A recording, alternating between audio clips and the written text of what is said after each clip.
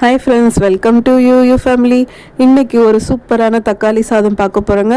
தக்காளி சாதம்னா அதில் தக்காளியோட புளிப்பு சுவையும் தக்காளியோட டேஸ்ட்டும் இருக்கணுங்க. அந்த மாதிரி ஒரு சூப்பரான தக்காளி சாதம் தான் இப்போ நம்ம பார்க்க போகிறோங்க.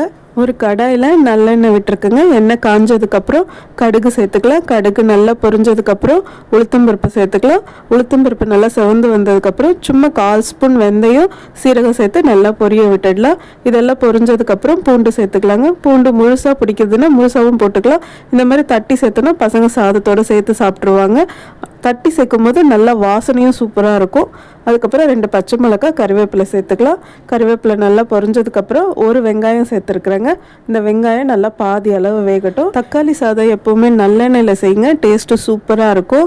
இதுக்கு வெங்காயம் கம்மியாக எடுத்துக்கோங்க, தக்காளி அதிகமாக எடுத்துக்கோங்க. நான் இன்றைக்கி ஒரு வெங்காயம் 3 தக்காளி எடுத்துருக்குறேங்க. வெங்காயம் வதங்கினதுக்கப்புறம் தக்காளி சேர்த்துக்கலாங்க.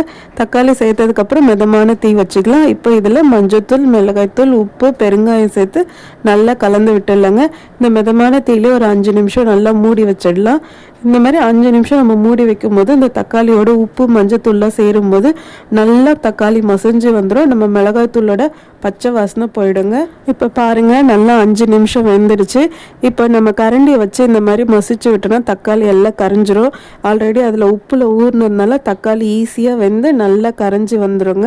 தக்காளி மசிஞ்சு வந்ததுக்கப்புறம் ஒரு 1/4 டம்ளர் தண்ணி விட்டுக்கலாங்க. தண்ணி நிறைய விடக்கூடாது, ஒரு 1/4 டம்ளர் தான்.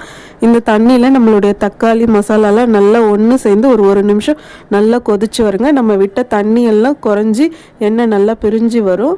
இப்போ நம்ம வடித்து ஆற வச்சிருக்கிற சாதம் சேர்த்து நல்லா கலந்து விட்டுடலாங்க. இந்த மாதிரி கலந்து விட்டு ஒரு 1/2 hour கழித்து சாப்பிட்டோன்னு வச்சுக்கோங்க, தக்காளி சாதம் செம்ம சூப்பராக இருக்குங்க. நல்லா தக்காளியோட புளிப்பு சுவையெல்லாம் இறங்கி சாப்பிட்றதுக்கே செம்ம டேஸ்ட்டாக இருக்குங்க. கடுகு உளுத்தம் பருப்பு தாளித்து செஞ்சால் அது தக்காளி சாதங்க. பட்டை லவங்கெல்லாம் போட்டு செஞ்சோன்னா அது தக்காளி பிரியாணி. இன்றைக்கி நம்ம செஞ்சது சூப்பரான தக்காளி சாதங்க. இந்த தக்காளி சாதத்துக்கு அப்பளம் வச்சு சாப்பிட்டோன்னு வச்சுக்கோங்க, டேஸ்ட்டு செம்மையாக இருக்குங்க. இந்த வீடியோ பிடிச்சிருந்தா வீடியோக்கு ஒரு லைக் கொடுங்க. உங்களோட ஃபீட்பேக்கை கமெண்ட்டில் சொல்லுங்கள். உங்களுக்கு எதாவது டவுட் இருந்தாலும் கமெண்ட்ஸில் கேளுங்க. சேனலை சப்போர்ட் பண்ணுங்கள். தேங்க்ஸ் ஃபார் வாட்சிங்.